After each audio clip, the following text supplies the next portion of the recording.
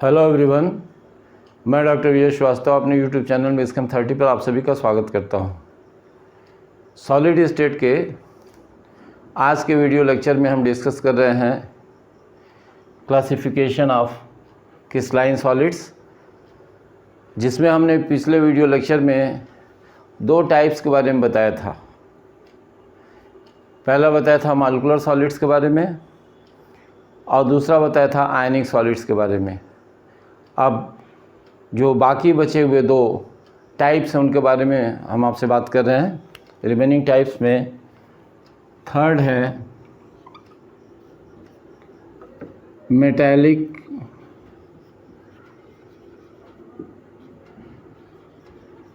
Solids. अभी जो metallic solids हैं ये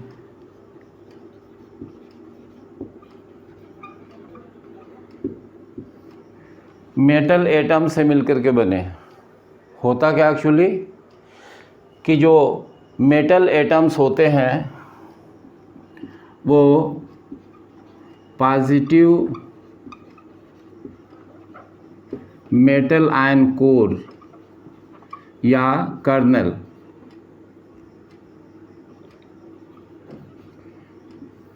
पॉजिटिव मेटल आयन कोर या कर्नल बनाते हैं। कैसे? वो इस तरह से कि जो मेटल एटम्स हैं उनमें वैलेंस शेल के इलेक्ट्रॉन्स पर न्यूक्लियस का अट्रैक्शन आलमोस्ट नेग्लिजिबल या कह सकते हैं बहुत कम होता है। और मेटल एटम्स चूँकि क्लोजली पैक्ड होते हैं तो उनके बीच में जो इंटर एटॉमिक स्पेसेज होते हैं उनमें ये इलेक्ट्रॉन्स जो लूजली बाउंड इलेक्ट्रॉन्स हैं वो अपने एनर्जी लेवल को छोड़ करके उस स्पेसेस में चले जाते हैं, यानी इंटर एटॉमिक स्पेसेस में चले जाते हैं। और जब एटम से इलेक्ट्रॉन्स निकल गए तो रिमेनिंग पोर्शन जो बचा वो पॉजिटिवली चार्ज हो गया। वो कहलाया पॉजिटिव मेटल आयन कोर या कर्नल। तो ये कर्नल जो होते हैं इनका एक डिफिनिट अरेंजमेंट होता है और ये पूरा 3 डायमेंशनल अरेंजमेंट मोबाइल इलेक्ट्रॉन्स, मतलब जो इलेक्ट्रॉन निकल गए वो मोबाइल हो गए, उन इलेक्ट्रॉन्स के सी में या गैस में ये पूरा जो कर्नल होता है या कोर होता है वो सबमर्ज्ड होता है, डूबा होता है। और जो मेटल आयंस हुए वो इन इलेक्ट्रॉन्स के द्वारा स्ट्रांगली अट्रैक्ट होते हैं और इस अट्रैक्शन में जो बॉन्ड बनता है जिसका मैग्नीट्यूड बहुत हाई होता है वो कहलाता है मेटेलिक बॉन्ड।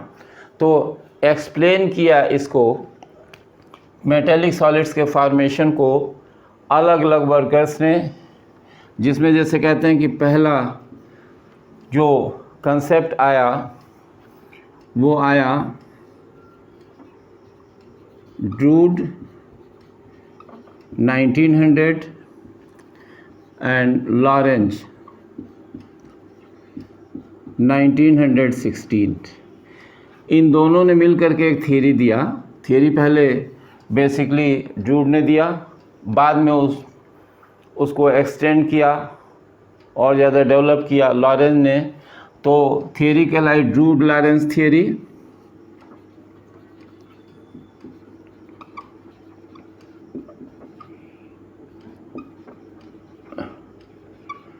या इसी को हम कहते हैं इलेक्ट्रॉन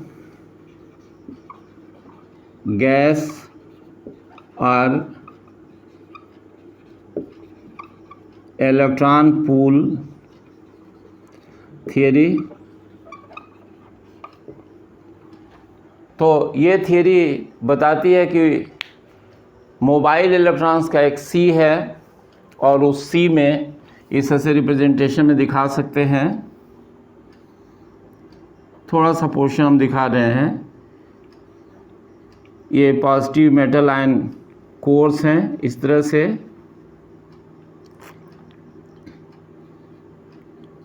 बहुत थोड़ा सा पोर्शन दिखा रहे हैं, डिटेल डिस्कस नहीं कर रहे हैं यहाँ पर। और यहाँ इस तरह से इलेक्ट्रॉन्स हैं इनके सराउंडिंग में, जो electron gas electron pool form करते हैं,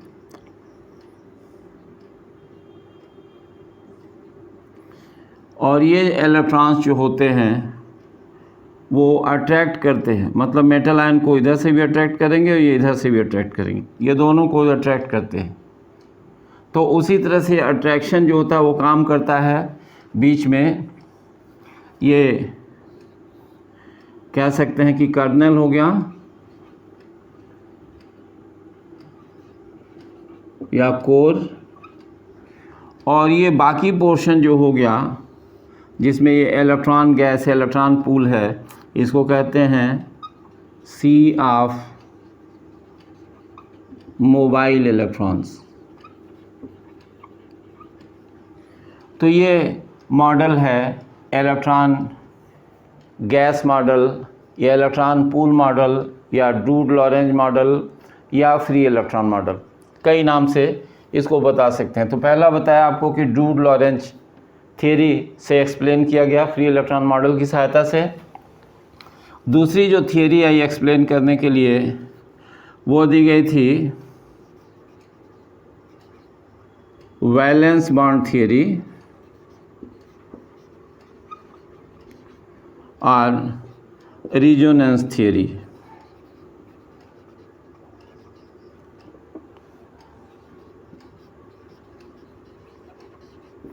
और जो थर्ड थियरी दी गई, तीसरी थियरी, वो रही मॉलिक्यूलर ऑर्बिटल थियरी या बैंड थियरी।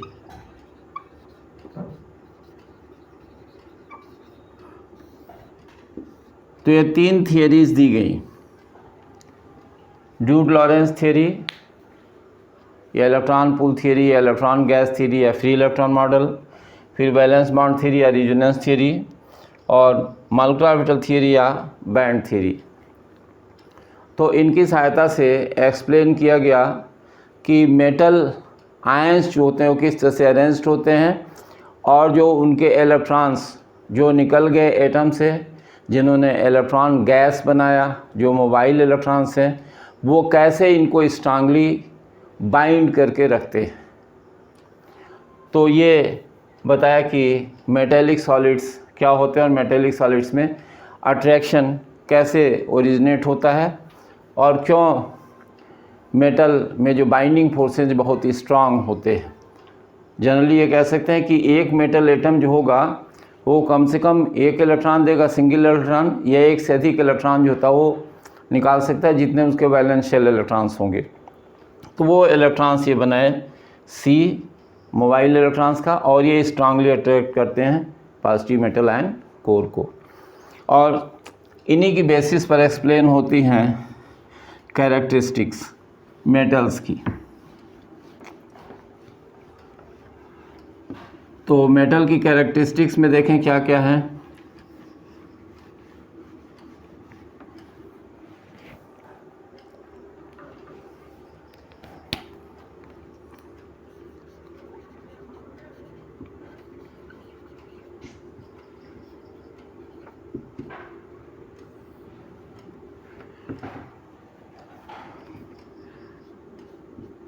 मेटल्स की जो कैरेक्टरिस्टिक्स हैं उनमें केवल इम्पॉर्टेंट कैरेक्टरिस्टिक्स की बात करेंगे कि मेटल्स जो होते हैं वो हार्ड और सॉफ्ट दोनों ही होते हैं।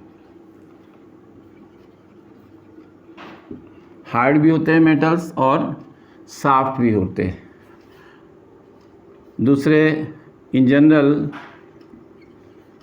High melting points, melting points इनके हाई होते हैं। उसके बाद से ये हीट और इलेक्ट्रिसिटी के बहुत अच्छे कंडक्टर होते हैं, यानी कह सकते हैं कि good conductor of heat and electricity.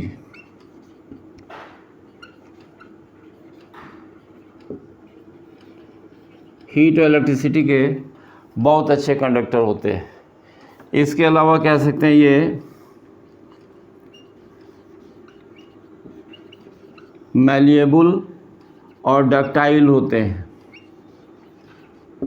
मतलब इनकी फाइन शीट्स बनाई जा सकती हैं और बहुत फाइन वायर्स बनाए जा सकते हैं। उसके बाद से मेटल्स में एक विशेष प्रकार की शाइनिंग होती है जिसे मेटालिक लस्टर कहते हैं। मेटल में शाइनिंग होती है, या कह सकते हैं कि कुछ मेटल्स के कुछ स्पेसिफिक कलर्स भी दिखाई पड़ते हैं। तो वो भी, ये सारी कैरेक्टरिस्टिक्स जो होती हैं मेटल की, वो मेटल में जो बॉन्ड फॉर्मेशन होता है जिसे स्पेशली हम नेम असाइन करते हैं metallic bond, special type of bond, उन सब से सारी चीज़ें एक्सप्लेन होती हैं। इसके अलावा मेटल्स जो होते हैं वो सोनोरस होते हैं, यानी इसमें साउंड प्रोड्यूसिंग एबिलिटी होती है। तो ऐसी बहुत सारी कैरेक्टरिस्टिक्स हैं जो मेटल्स में पाई जाती हैं। ये हमने कुछ इंपॉर्टेंट कैरेक्टरिस्टिक्स के बारे में बताया। उम्मीद करते हैं कि मेटेलिक सॉलिड क्या होते हैं, कौन कौन सी कैरेक्टरिस्टिक होती है, कौन सी थियरीज़ मेटल सॉलिड्स के या मेटल क्रिस्टल के फॉर्मेशन को एक्सप्लेन करती हैं, वो बात समझ में आई होगी। अब हम बात करते हैं जो लास्ट और नेक्स्ट टाइप है उसके बारे में।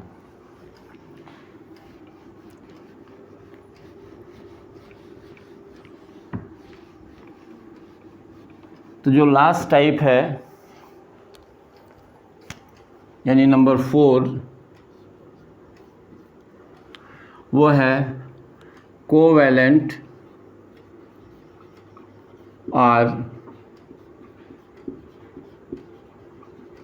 Network solids.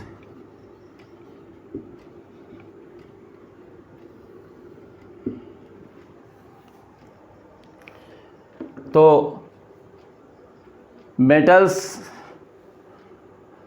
जो सॉलिड स्टेट में पाए जाते हैं वो कहलाए मेटेलिक सॉलिड्स। तो नेचुरली हम कह सकते हैं कि ये जो नेटवर्क बनेगा, कोवैलेंट बॉन्डिंग जिसमें होगी, वो नॉन मेटल्स के होंगे। ये कह सकते हैं कि नॉन मेटेलिक सॉलिड्स हैं। और इन नॉन मेटेलिक सॉलिड्स में जो कंस्टिट्यूएंट पार्टिकल्स हैं यानी घटक कण,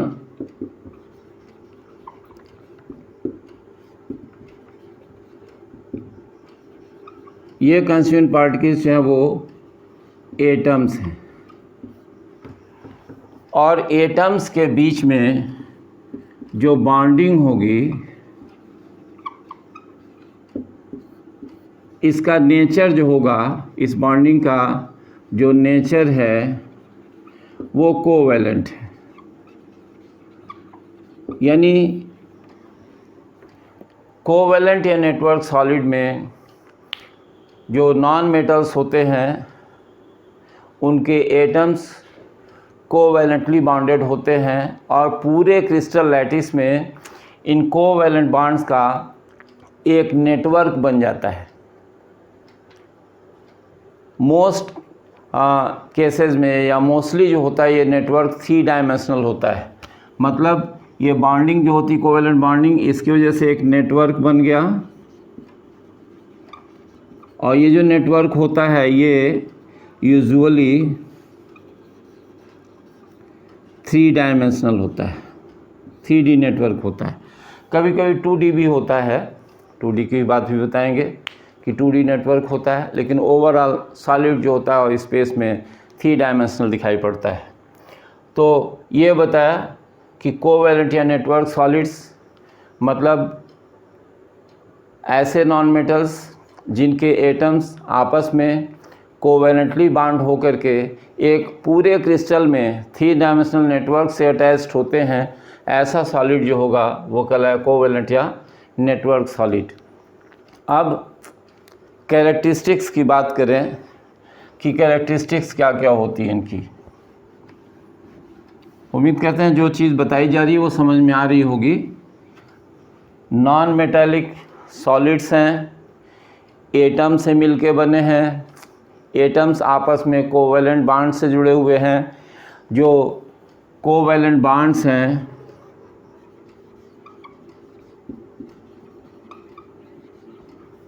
ये स्ट्रांग होते हैं और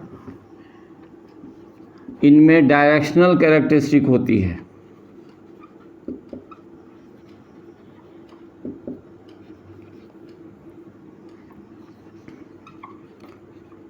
दिशात्मक गुण पाया जाता है,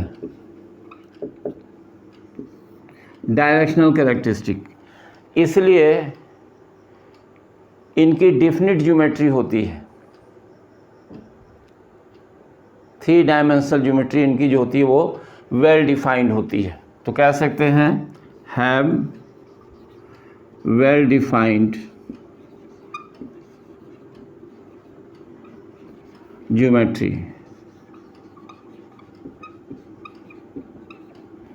तो ज्योमेट्रीज इनकी जो होती हैं वो वेल डिफाइंड होती हैं। अब बात करें इनकी कैरेक्टरिस्टिक्स की।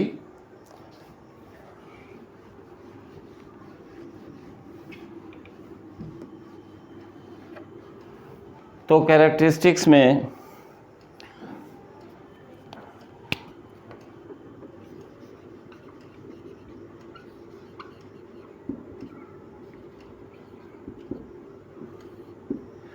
सबसे पहली कैरेक्टरिस्टिक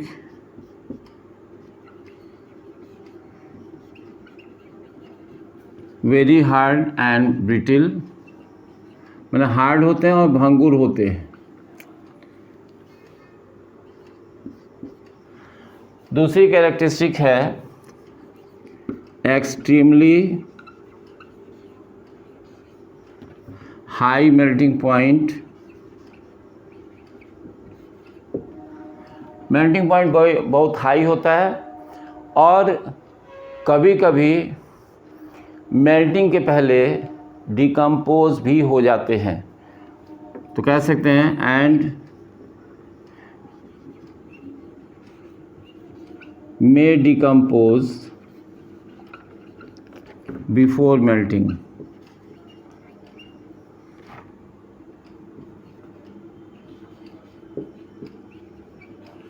मेल्टिंग के पहले डिकम्पोज हो जाते हैं। थर्ड कैरेक्टरिस्टिक में poor conductor of electricity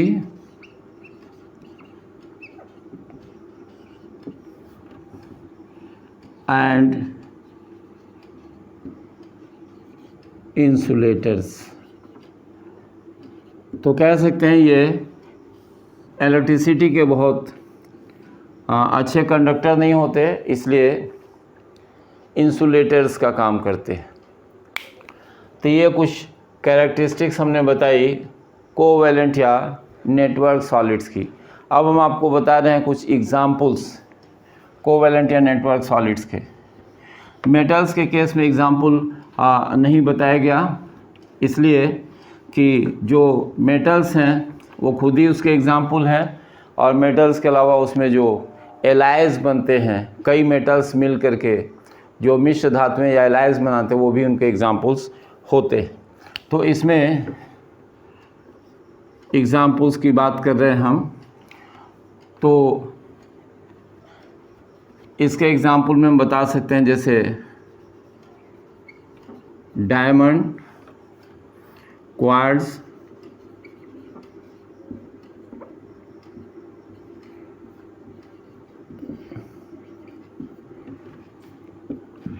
Carborundum यानी कह सकते हैं सिलिकॉन,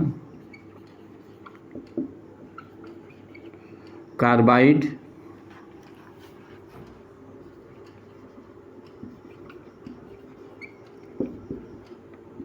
फॉर्मूला जो होता है वो ऐसे लिखते हैं SiC, बोरान नाइट्राइड जिसका फॉर्मूला हम Bn से रिप्रेजेंट करते हैं। ये कुछ एग्जाम्पल्स हैं इसके। कोवैलेंट या नेटवर्क सॉलिड्स के। एक एक्सेप्शन जो हम यहाँ कंसीडर करेंगे वो है ग्रेफाइट।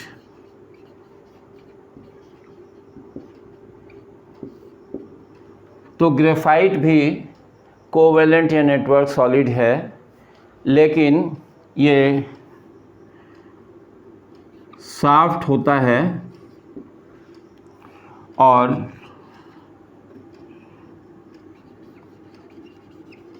एक्सेप्शन में दूसरी characteristic good conductor of electricity.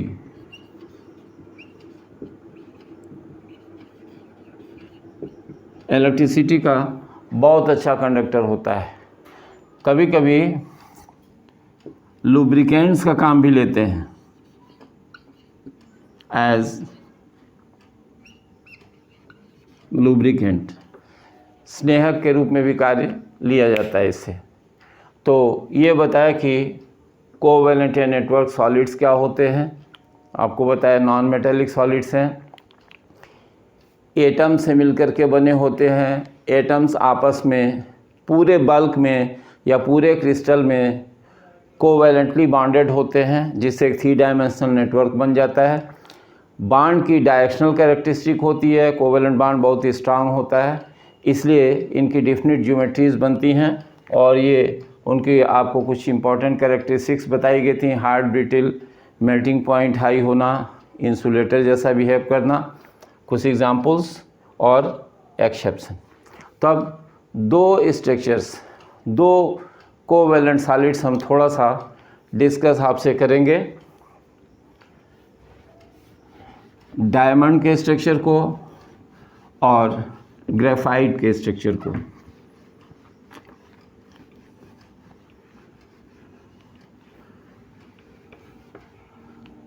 तो एलोट्रॉप्स होते हैं कार्बन के।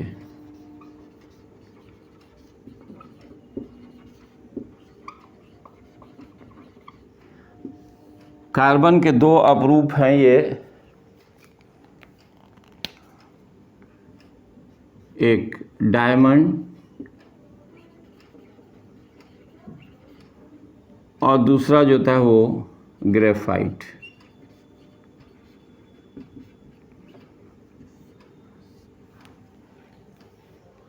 तो डायमंड जो होता है इसका 3D स्ट्रक्चर होता है और ये नॉन कंडक्टर होता है, या कह सकते हैं इंसुलेटर हो गया।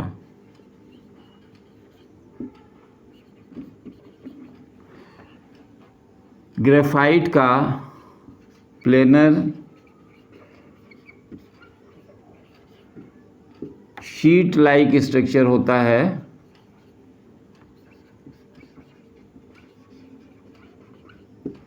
और ये गुड कंडक्टर होता है।